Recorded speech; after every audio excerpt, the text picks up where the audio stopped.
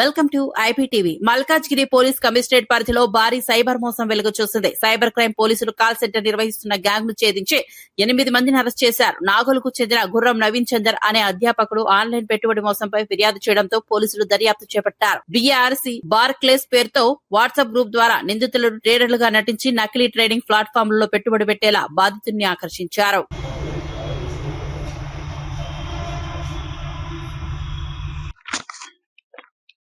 Voice reach అవుతుందా?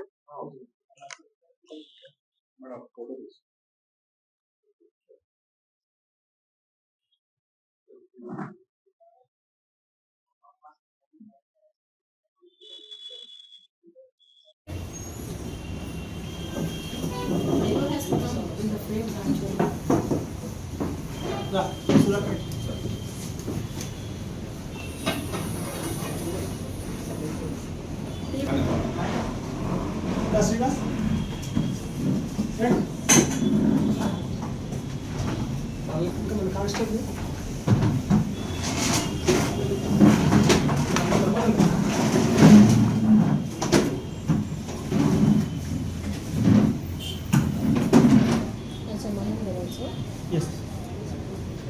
Why are you not in uniform? Night of chicken. ఇక్కడే ఉన్నాను. తీసుకో.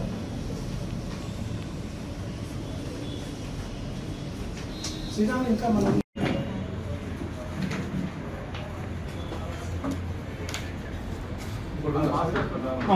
ఇప్పుడు ట్రేడింగ్ తో సార్ ఇది ట్రేడింగ్ అని as trading investment cum trading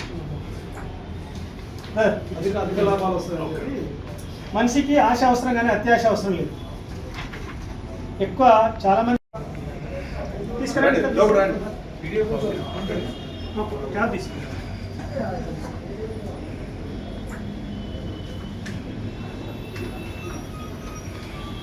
వీళ్ళంతా కలిసి గ్రూప్ కలిసి యాప్ తయారు చేశారు. యాప్ తీసుకురా. చూడక కబుర్లు వచ్చేసి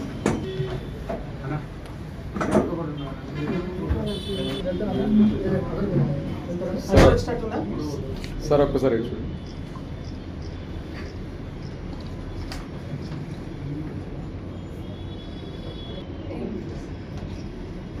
సార్ శ్రీరామ్ కొద్దిగా వెనక జరుగు.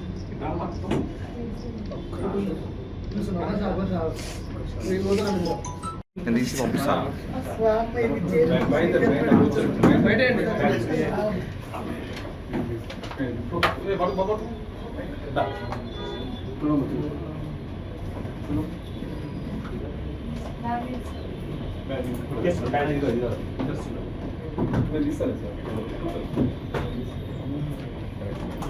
సో ఇది ఒక మా టీము వెస్ట్ గోదావరికి వెళ్ళి అక్కడి నుంచి 8 అక్యూజ్ ని తీసుకురావడం జరిగింది. వీళ్ళు ఎందుకు వెళ్ళారు అంటే మా దగ్గర ఒక క్రైమ్ రిపోర్ట్ అయింది ఫిబ్రవరిలో. క్రైమ్ నెంబర్ వచ్చేసి 185/26. ఇది ఒక ఇన్వెస్ట్మెంట్ ఫ్రాడ్.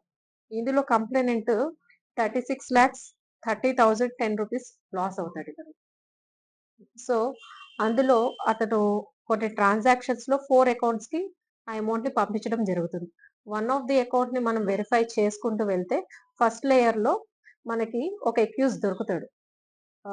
ఈ మంత్ 8th కి ఒక అక్యూజ్ ని అరెస్ట్ చేయడం జరుగుతుంది. ఆ అక్యూజ్ ని అరెస్ట్ చేసినప్పుడు వెరిఫై చేస్తే మనకి అదర్ అక్యూజ్ ను ఉన్నారు, ఇది న్యూ అకౌంట్ గా ఆపరేట్ అవుతుంది అనేది మనకు అర్థమవుతుంది అనమాట. అర్థమయ్యి మనము వాళ్ళ గురించి అవుట్ ఆఫ్ స్టేట్ వెళ్లాల్సి వచ్చింది. ఏపీకి వెళ్ళినప్పుడు అక్కడ అనుకోకుండా ఇంకో మెయిన్ అక్యూజ్డ్ కూడా who has taken this account details ని అతను హోల్డ్ చేస్తున్నాడు. అతను కూడా మనకి దొరకడం జరుగుతుంది. అతను దొరికినప్పుడు అతను ఒక ఇంట్లో ఉంటాడు. అది it is a duplex house. ఆ డూప్లెక్స్ హౌస్ లో ఈ phones, check books, pass books, even SIM cards, ATM cards and other identities, routers, laptop and 2 tabs ఇవన్నీ కూడా మనకు అక్కడ ఆ బిల్డింగ్ లో దొరుకుతాయి అన్నమాట. ఇవన్నీ సీజ్ చేయడము, అక్కడ లోకల్ పోలీస్ సపోర్ట్ తో తీసుకుని ఈ అక్యూజ్డ్ ని తీసుకుని ఇక్కడికి రావడం జరుగుతుంది. ఇది ఫర్దర్ గా మనం చేయాల్సి ఉంటుంది ఇన్వెస్టిగేషన్. కంప్లైనెంట్ ఒకరే మన కేసులో. రియల్ ఇన్వెస్ట్మెంట్ అని చెప్పేసి they are putting much investments అట్లా పెట్టకుండా ఉండాలి బేసికల్ గా. ఈ బ్యాంక్ లో పెడితే కూడా మనకు వచ్చే ఇంట్రెస్ట్ తక్కువే ఉంటుంది. వీళ్ళు ఇచ్చే ఇంట్రెస్ట్ ని మనం ఎట్లా నమ్ముతాం? మనకు అవసరాలు ఉండొచ్చు, ఏదైనా ఉండొచ్చు. But this much of investment ఈ పర్టికులర్ కేసులో కంప్లైంట్ ఎంత పెట్టినాడు investment? 36 lakhs. 36 lakhs is not a huge, it is not small amount, it is a huge amount. ఇంత ఇన్వెస్ట్మెంట్ పెట్టినప్పుడు once should think, that is the request or the public. Join అయ్యి high returns కోసమే పెడతాడు ఇతను. Important కాదు, ఇక్కడ గుర్తుపెట్టుకోవాల్సింది ఏంటంటే ఇంత బ్యాంక్ కూడా మనకి ఇవ్వని రిటర్న్స్ వీళ్ళు ఎలా ఇస్తున్నారు, ఫస్ట్ పాయింట్ అది మనం గుర్తుపెట్టుకోవాలి. రెండోది, ఒకవేళ మీరు ఆన్లైన్ ఇన్వెస్ట్మెంట్ పెట్టాలి అనుకున్నప్పుడు కూడా దానికి కొన్ని క్రెడెన్షియల్స్ ఉంటాయి, మీరు ఆపరేట్ చేసుకోవాలి. మీ ఫోన్ నెంబర్స్ వేరే వాళ్ళకి ఇచ్చి వాళ్ళు ఆపరేట్ చేయడం కాదు కదా ఇది. మనకి నాలెడ్జ్ ఉండాలి. So without knowledge we should not proceed further. అసలు ఇంత హ్యూజ్ ఇన్వెస్ట్మెంట్స్ మనం చేయడానికి ఉండదు. We should think before we are investing. ఎందుకంటే క్లిక్ ఆఫ్ బటన్ లో మీకు అమౌంట్ పోతుంది, కానీ క్లిక్ ఆఫ్ బటన్ లో మీకు అమౌంట్ రిటర్న్ రావట్లేదు. అవసరాలు ఉండొచ్చు కానీ this is not the way.